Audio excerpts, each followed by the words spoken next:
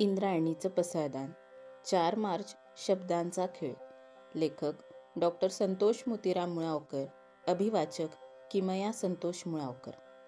आपल्या भारतीय खेळांचं एक वैशिष्ट्य आहे. आपल्या जीवनाचं गंमत गाणं त्यात आहे. आपल्या जीवनाचा सुगंध, आभाळ, पाऊस आणि मृदगंध त्या गाण्यात ठासून भरलेला आहे. तसं प्रत्येक देशातल्या खेळात त्या त्या देशातल्या जीवनाचं गंमत गाणं असतं, पण आपल्याला ते माहीत नसतं. जीवनात त्या गंमत गाण्याशिवाय खेळ असूच शकत नाही. आणि होय, जीवनाच्या गंमत गाण्यातही खेळ असतो, त्याशिवाय गाणं असूच शकत नाही. बरं, हे गंमत गाणं नुसतंच गमतीचं नसतं. त्या गंमत गाण्यातही ठसठस असते, जखम असते आणि जखमेतही पाऊस असतो. जखमेतला पाऊस रिमझिमला की जखमेलाही बरं वाटतं. ही जखम असतेच माणसाची आणि माणसासारखी, रिमझिमल्यावर बरं वाटणारी आणि बरी होणारी. आणि त्यासाठीच तर खेळ खेळले जातात, मनसोक्त आणि मनापासून. ह्या खेळांसोबत मला थोडा वेगळा खेळ खेळावासा वाटतो. तसे मी कधीकधी शब्दांचेही खेळ खेळतो. शब्दातच खेळ असल्यामुळं आणि तो दिसल्यामुळं माझाही इलाज नसतो. उदाहरणच द्यायचं झालं तर उदाहरण देणं हाही एक खेळच. क्रीडा हा शब्द क्रीडा असा लिहिणारा विद्यार्थी मला सापडला तर मी त्याला म्हणतो, क्रीडा ही दीर्घ असते. उगाच तिला ऱ्हस्व करू नकोस, तेवढा जीवनातला आनंद कमी करू नकोस. आशीर्वाद हा शब्द आशीर्वाद असा लिहिणारा विद्यार्थी मला भेटलाच तर मी त्याला म्हणतो, आशीर्वाद दीर्घच असतो. आशीर्वाद दीर्घ मिळावा म्हणून तो दीर्घच ठेवावा. माणसाला आशीर्वाद भरभरून देता यावा आणि भरभरून घेताही यावा.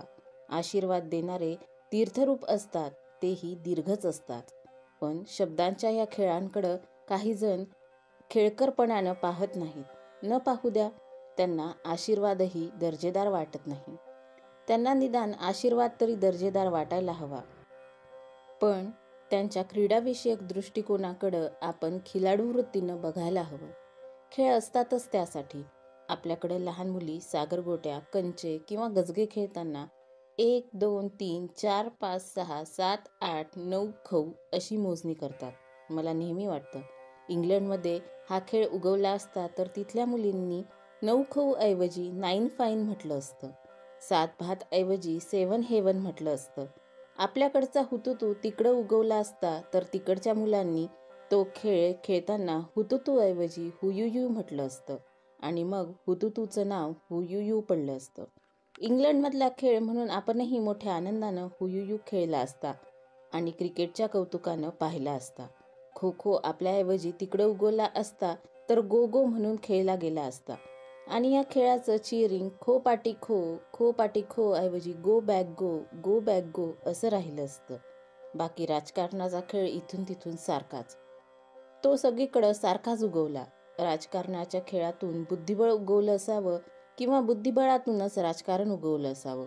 मात्र राजकारणातल्या बुद्धिबळात वजीराचा कधी प्यादा होईल आणि प्यादाचा कधी वजीर होईल या बाबतीत सगळीच अनिश्चितता.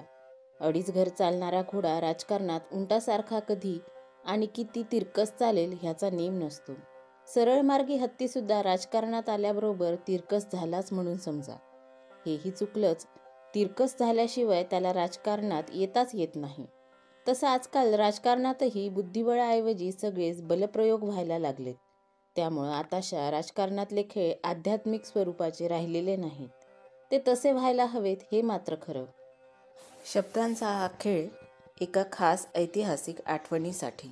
आपल्या जन्मापूर्वीच्या आठवणींना ऐतिहासिक आठवणी म्हणायला हवं. तर ही ऐतिहासिक आठवण अशी. दिनांक 4 मार्च 1951ला भारतात दिल्ली येथे पहिले आशियाई खेळांचे सामने सुरू झाले. ते शब्दांच्या खेळांचे नव्हते. त्यावेळी ते सामने पाहायला मी नव्हतो, कारण माझा तेव्हा जन्मच नव्हता. पण आज मात्र त्या सामन्यांचं वर्णन वाचायला मी आहे.